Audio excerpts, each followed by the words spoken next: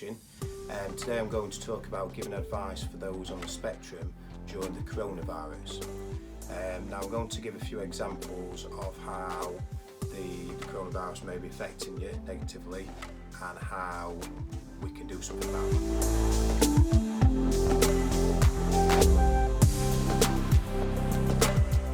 So the first example is you could have someone that's anxious because they're working from home. It could be someone that's at university and therefore they're having to do all the coursework at home as well. Now, naturally, by not being at university, not being at work, they haven't got the same setup as what they would normally do. So if it's an office, you haven't got the same layout, the same desk, computer, etc.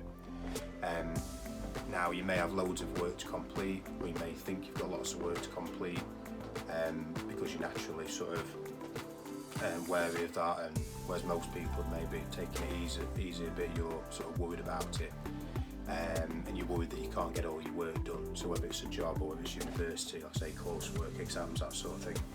Now what that can bring on is a lot of stress, a lot of anxiety, sleepless nights, you could be upset. You can display that in more than one different way, whether it's anger, whether it's crying, whatever it is. You may have problems with time management and how you can plan your day, and you may be really worried about that. You may not be able to get any work done because of that. Now, a few ways you can help yourself is you could spend a day just getting your office set up, or your working environment set up at home, however you do it. Now you may have to ask work for some leeway on that. You may have lots of work to do on a daily basis, but you could ask work for that support and just say, I need a bit of extra time, can I just get everything set up here, and then I'll be flying after that. And if they're sort of good employers, they'll appreciate that and understand that. And if you're still not got everything sorted after that, then obviously they're going to be asking questions, but it's important to get your space set up. Now you could ask people around you for support if you're fortunate enough to have that, whether it's your parents, partner, whoever it is. Ask them for support, even if it's doing little things, like helping you plan your day, making sure you're getting regular breaks and that sort of thing. Now, just on planning your day, make sure that you actually factor breaks in. Make sure you're eating, make sure you're drinking. Because working flat out for 5 or 6 hours without any breaks is not advisable, and don't sort of overwork yourself, which leads into that. Don't spend hours and hours without sort of looking after yourself, taking the right precautions, take care of yourself. Don't beat yourself up if you don't get everything done in one day. Don't sort of think it's the end of the world. You've always got tomorrow to sort of attack the next tasks that need to be done. And I think the other thing really to remember is that everyone else is in the same boat, so everyone else is going through the same sort of, maybe not the exact same difficulties as you, because you may naturally struggle more with planning and getting things done, your executive dysfunction, that sort of thing. So yeah, it's not the same as everyone else, but everyone's in the same boat in the sense of they're all off work, unless you're in the factories, etc., or you're all off university. Now for those that take things literally, everything literally, obviously we're not in a boat, so don't worry about that. I'm using it in a different sense, and if we're in a boat, then we'll be able to social distance either, would we? So.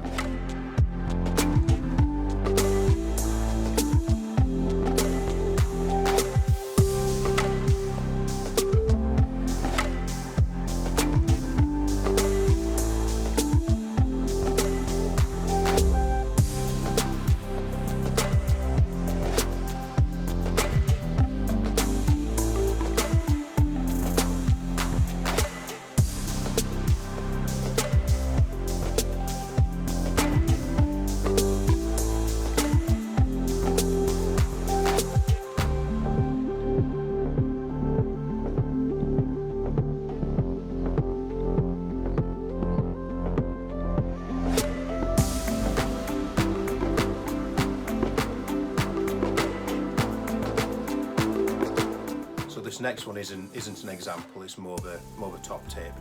That's top tip. Basically, don't berate yourself for not getting much done during this time. It's obviously during the coronavirus. Just because others are doing it, others are getting loads of things done or saying they're getting loads of things done, doesn't mean you have to sort of have that weighing down on you and worrying you. Just get as much done as what you can get done, and just because other people are saying it's a great time to get things done, to decorate the house, to do all these things, they may be posting on social media, on Facebook, etc., saying I've done this today, I've done that, look at me, wow, look at me, all this sort of stuff. And it's great if you can do that. It's not a slight on anyone. If you can do that, it's great, but don't let that make you more stressed out than what you were before. You just get done whatever you can get done. Having said all that, it might actually be useful to try and make the most of this time to actually get some of the things done that you can't normally get done. So whether it's learning new things, learning new hobbies, that sort of thing, it could be a good time to actually get that done. Which obviously contradicts what I've just said, but the key is everyone's different and everyone wants to do their own thing, and there's no reason you can't mix and match. You can have a few days where you're shutting off, you have a few days where you're picking up new hobbies, learning new things, that sort of thing. The key is to go at your own pace, and ultimately to be honest with yourself. Are you going at your own pace? Are you doing too much? Are you doing too little? And that's that's something that you need to constantly assess. Assess yourself. Are you doing? You're doing too much, doing too little, or you're just doing it right. There's no reason why you can't sort of learn new things. No reason why you shouldn't just sort of relax and chill out a bit. The only reason I say to pick up new hobbies or learn new things and use this time wisely is because normally you might not get time to actually do that. Even if it is tidying your house, some people might tidy the house in one day, and you may feel sort of shamed about that, but there's no reason you can't do it over 2 or 3 days, 4 or 5 days. It doesn't matter as long as you're getting done things you want to get done and you're doing it in your own time. And the most important thing with that is to not judge yourself by what others are doing.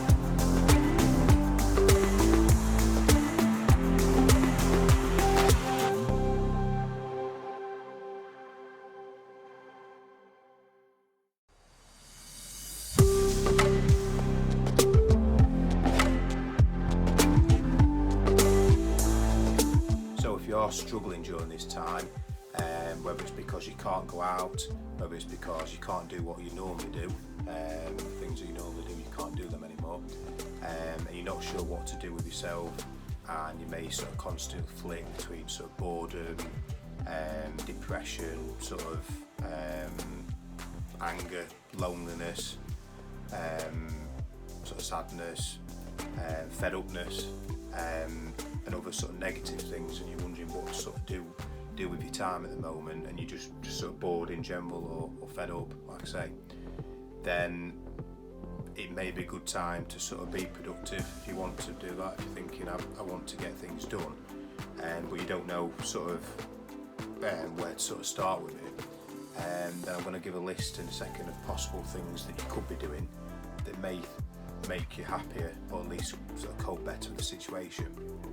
And I think the most important thing to remember before doing that is to put your wellness first, your well-being first, and to sort of assess that regularly, so you're not taking on too much.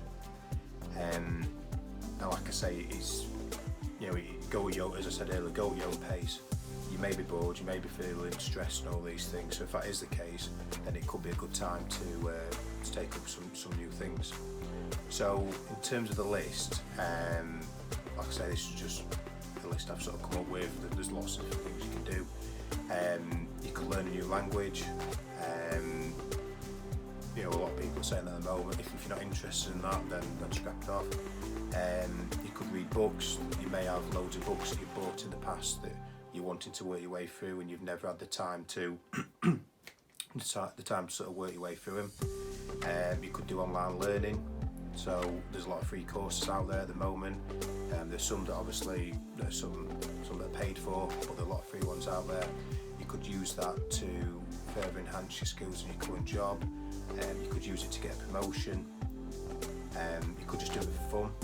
You may not be working. You may want to get back into work or start work, or you may not be interested in work. You could just do it as a fun thing. There's lots of different reasons to do online learning. You could tidy the house, as I said earlier. You could tidy it completely. You could reorganise it. You could completely change the layout of all the things you've got in your house. And if you are going to do that, it is the perfect time to sort of do that while you've got a few weeks or a few months to actually do that. This is not really this next one isn't really. It might not sound productive, but watching sort of TV or watching films, you may have a list of films that you've always wanted to watch because you usually out working all day, working long hours, and you haven't really got the mental energy to sort of do that when you get back. So you may have a list of films to work through, loads of TV programs on Netflix you may want to work through as well. Another thing you could do, you could play loads of board games. If you've got some in the house, of course. Play cards. If you've got friends, family, partners, you could play a partner who you could play cards with. That could pass on a few hours. You could write a book. If you're into creative writing, that sort of thing, you could create a story. You could even write an autobiography of your life. A lot of people like doing that these days, and you can make a start on that, even if you're going back over some of the early years. That would be something which will take your time up. Exercise, which is something I always sort of encourage. There are a lot of people who don't like doing that, so if it's not your thing, that's fine. It's good for you if you do it, but if you're not interested in that, obviously you may not be able to exercise. You may have health problems, obviously. Depends on each situation, each person. You could spend some time on social media, which you might do already, but be mindful of not spending all day on it, because I don't think it's healthy to spend all day on it. So just limit how much you do that. You could do some voluntary work. There's a few things out there at the moment. Obviously, you could do paid work as well. There are some jobs out there, whether it's delivery driving or whatever it is. That's only if you want to, of course, or if you can. You could go walking, sort of exploring as well. So you could, you're allowed to go on a local walk around the local park or whatever it is. You can explore what's around you. You might not have ever thought of doing that before, or had the time to do before. You can do that in daytime now. You can get paperwork done, whether it's bills that need like all your old records that need putting in files, that sort of thing, whether it's bills, whether it's accounts, whether you've got your own business. You can get all those sort of things in order now. Any sales information, if you've got your own business, you can get all, like I say, all your accounts, all your projections, all your figures, that sort of thing. Another one you could do is actually get more sleep. You may normally not get much sleep because of your work or whatever, so you can get more sleep in. See your family more, friends, not friends obviously. If you're living with your family and you're stuck with them, then you can do that.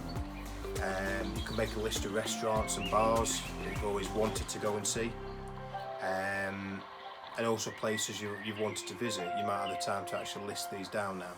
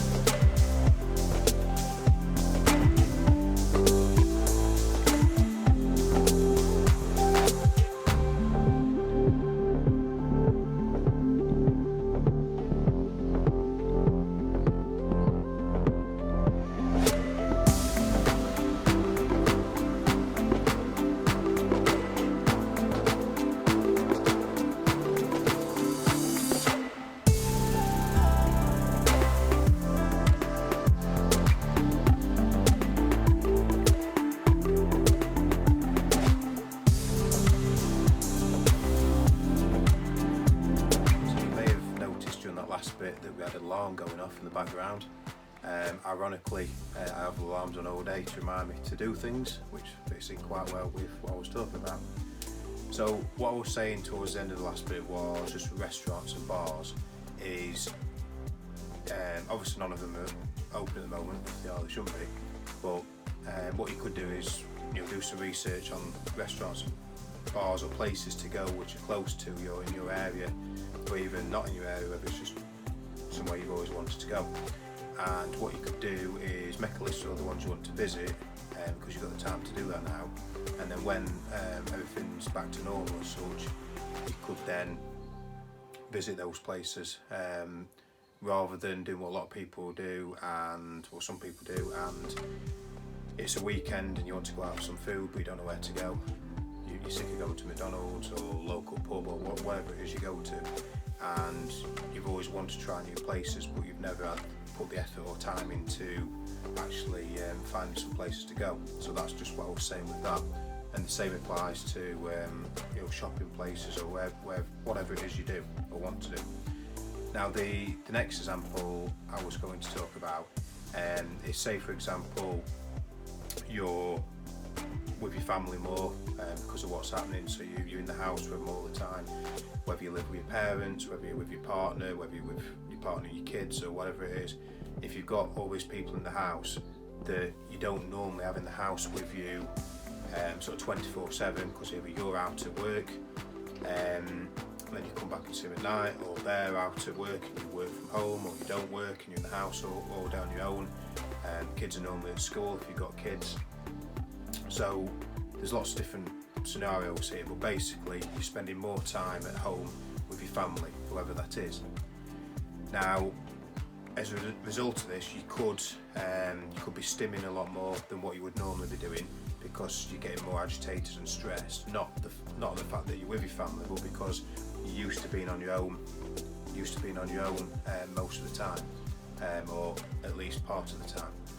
So because of this, you're conscious of your stimming more, and it's sort of bothering you and you don't know what to do about it. Now, on the other end of it, you could normally hide your stimming from your loved ones, your family, your kids, whatever, because you can get it all out when you're on your own in the day, or whatever it is. It could be night time, being on your own usually, whatever the situation.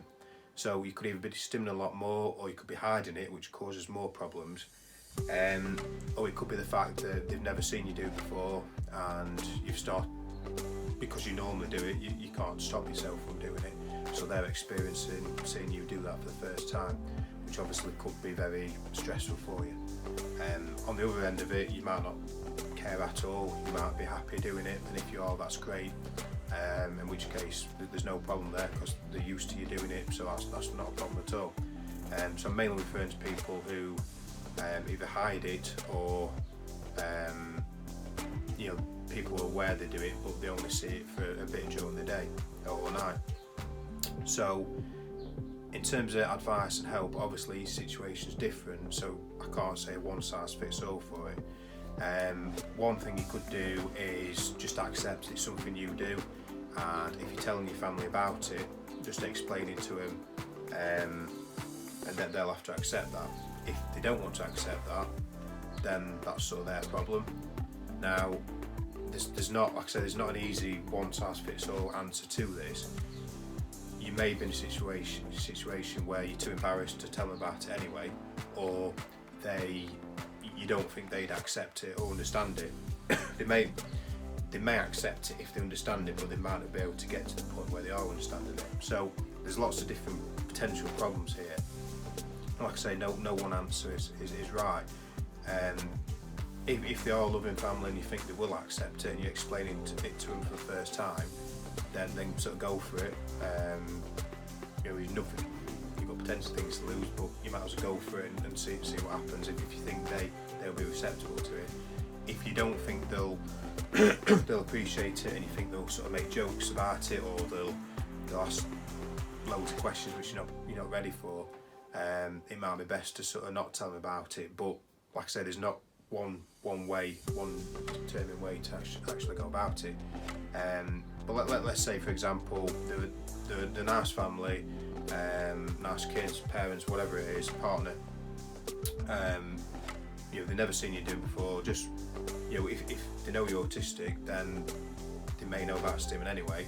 But if they don't, just say, look, this is something I do to get through my day. It helps me in various different ways. It's not doing any harm, unless obviously it is, but that's another conversation. So, just judge which is best for you to do. When you're explaining it, like I say, depends who you're talking to.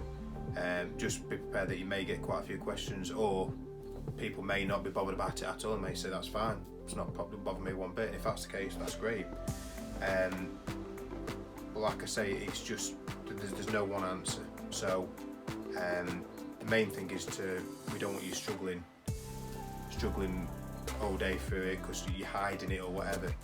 If you do feel that you have to hide it because you're not comfortable telling people, you think they will take the mick, that sort of thing, then try and find a place where you can go where no one else is. So whether it's the bathroom, whether it's your bedroom, even if it's for 5 minutes or so, just then you can get it all out and then go back. That may help you. It could also help you if you go on a walk. If there's a place where you can go on a walk where you don't see many people, you can sort of do it there. You get out for an hour, you can get it all out. There's lots of different options for you. It's just finding the best one for you and your situation.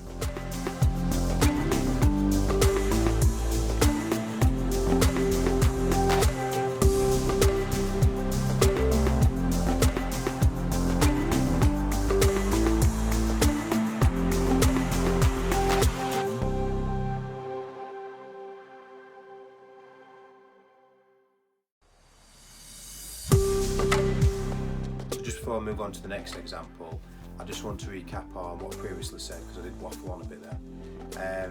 Basically, regarding stimming, you just need to accept it. If you've already accepted it, great. It's something you do. You're always going to do that. At least for the time being, anyway.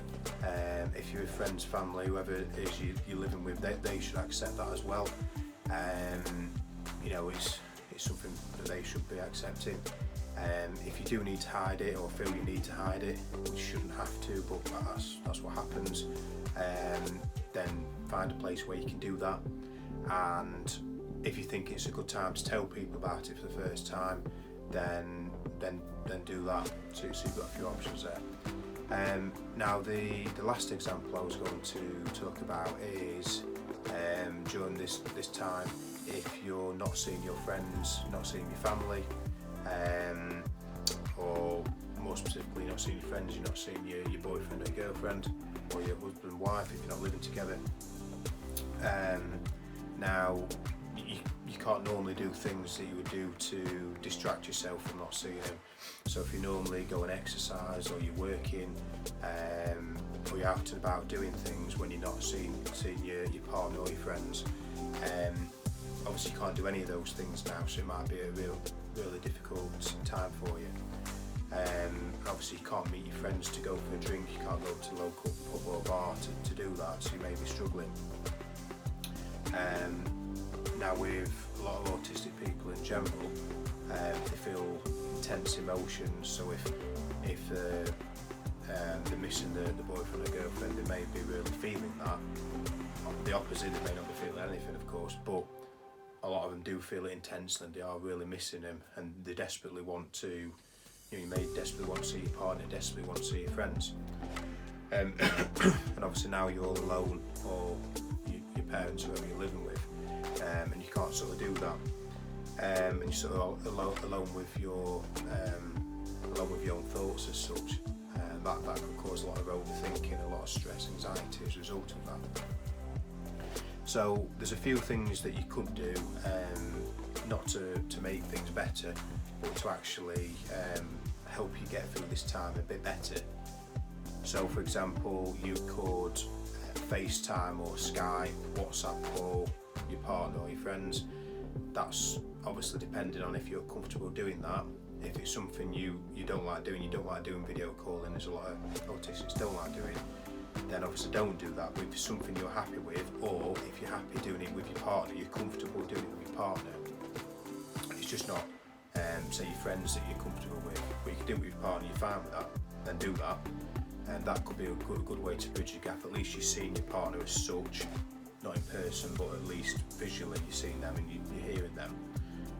The other thing's obviously having a phone call with them if you're comfortable doing that, or a text session, whatever it is, for Facebook Messenger, whatever, to get you through that. Another thing you could do is you could send them a present to show that you're thinking about them and that you're missing them. You could put together a care package, so you could put loads of different presents, whether it's sweets, chocolate, whatever it is, in one package and send it to them to show that you're missing them. You could do online gaming. Obviously, you're not with the person or you might not actually see them, but that's a way to communicate with them, whether it's like Xbox Live, that sort of thing, or online, or playing an app game against each other, whatever it is. You could do a video call where you're actually playing a game, so you could be playing cards, but have it on camera so you both see each other, so you can see what you can have your own pack of cards if you've got that, and you can actually sort of play. Obviously won't be the exact same, you won't be able to deal, etc., but you can figure maybe a way to play some form of game with that. You could, if you're both, say if you're both into sports, say if you both got your own pool table, obviously most people won't have that, but some, if you have, you could sort of somehow figure a way where you can both be playing pool at the same time. At least you can't actually play a proper game as such, but you feel like you're doing, you actually feel like you're doing the same activity together. You could, if you're both into darts and you've got your own dartboard, that'd probably be obviously a lot easier than playing pool, for example. But one of you could take it, you could both take it in turns to throw darts. You could have the camera on the board, and then you just write your scores down, and you could play like a kind of a proper game there, like a lot of the darts players are doing in tournaments online at the moment. You could also create a shared list of things that you both want to do, so if you and your friends, you and your partner, they actually want to do once the lockdown's over. So then once it comes to that, you already know what you want to do, and it sort of gives you something to look forward to as well. So that's all the examples I was going to go through today. So I'll wrap it up, and thanks for your time.